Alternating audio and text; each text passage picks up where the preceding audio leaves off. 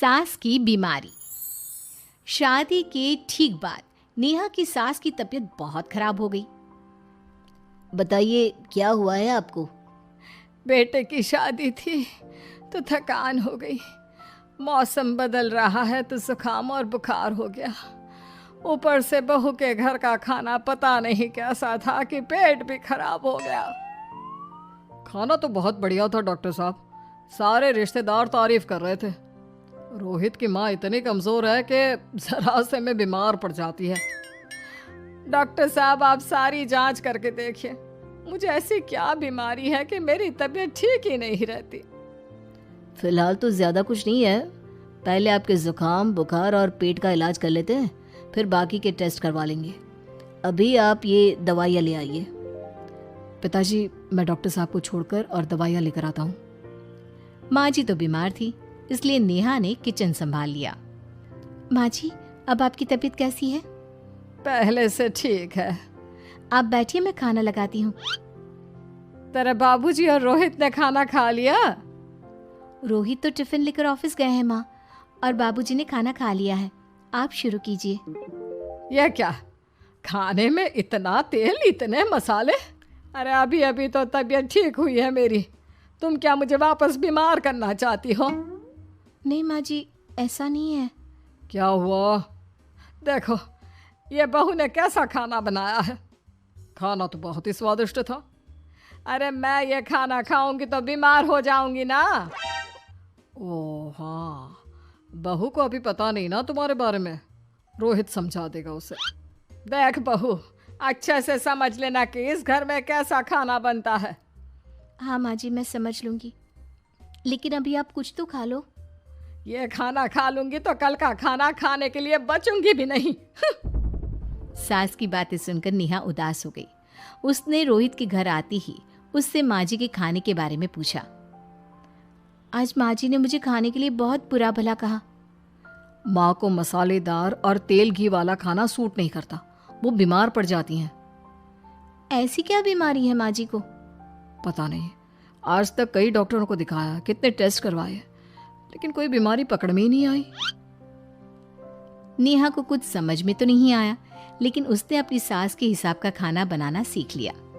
माँ जी आज तो खाना ठीक है ना? खाना तो ठीक है, लेकिन ये मुआ रेडियो क्यों चल रहा है इतनी तेज आवाज में? वो माँ जी मैं अकेले काम करते करते बोर हो रही थी ना, तो टाइम पास करने के लिए चला दिया। तेरा इस टाइम पास के चक्कर में मेरा सर दर्द से फटने लगा है। तेज आवाज से मुझे माइग्रेन हो जाता है। सॉरी माँ जी, मुझे पता नहीं था। तुम्हें जब तक सब पता चलेगा तब तक मैं तो भगवान के पास ही पहुंच जाऊंगी। नहीं नहीं, ऐसा मत कहिए ना माँ जी। अब मैं कहीं भूख से ही ना मर जाऊं। खाना मेरे कमरे में रख दो। बेचारी नेहा, उस दिन उसे बहुत दुख हुआ। नेहा तुम रो क्यों रही हो?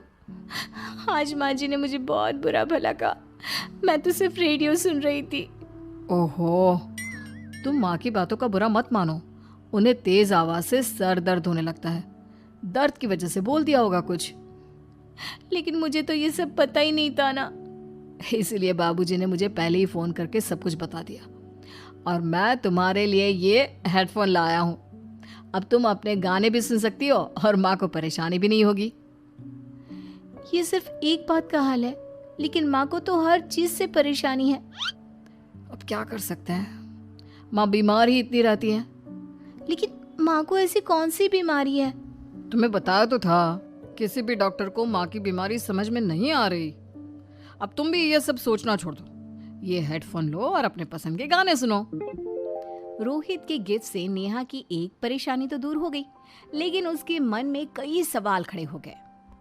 आज मैं देर से उठा हूँ या तुम जल्दी उठ गई? वो माँ जी को कल रात भर सर दर्द हुआ ना, तो जल्दी उठकर उनकी जगह मैंने पूजा कर दी।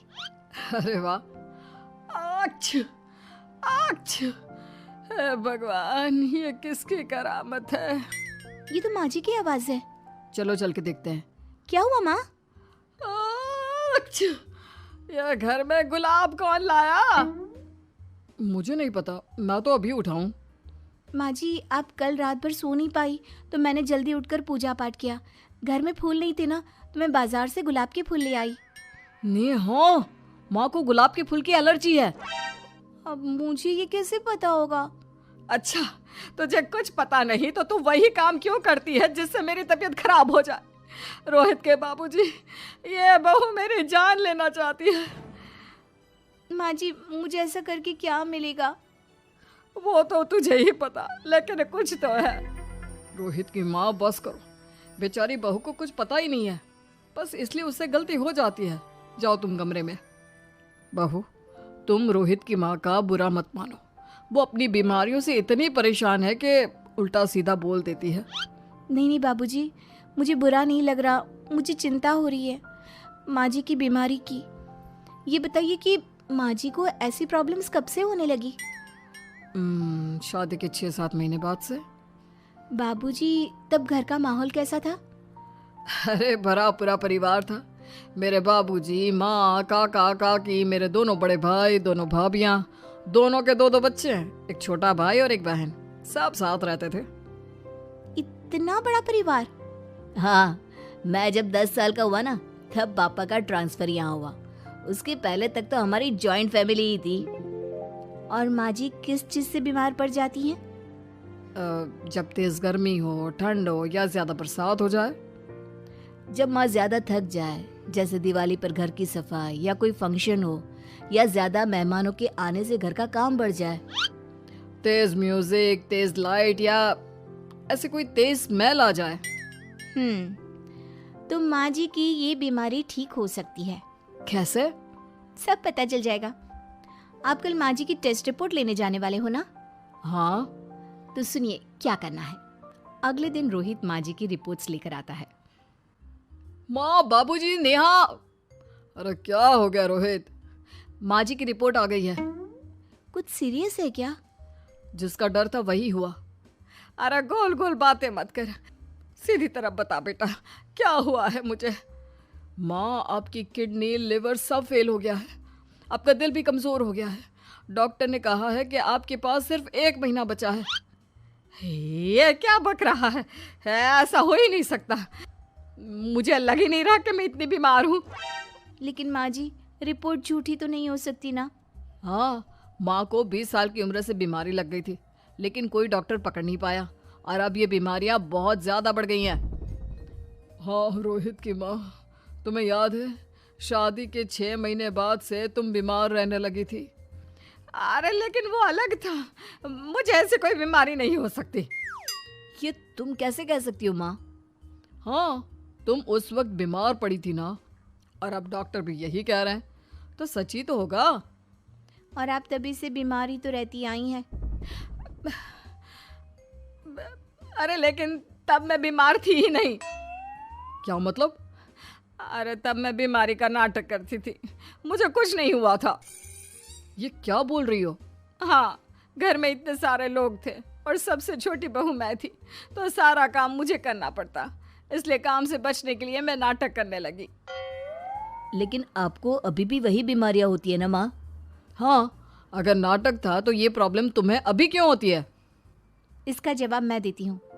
माँ जी कई महीनों तक नाटक करती रही, इसलिए इनके दिमाग ने धीरे धीरे इस झूठ को सच मान लिया और इनका दिमाग उन बीमारियों का एहसास कराने लगा।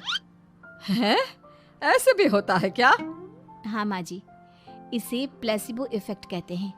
जब आप बात बात पर बीमार पड़ने लगी तो मैंने अपने मामा से बात की, जो एक साइकोलॉजिस्ट है।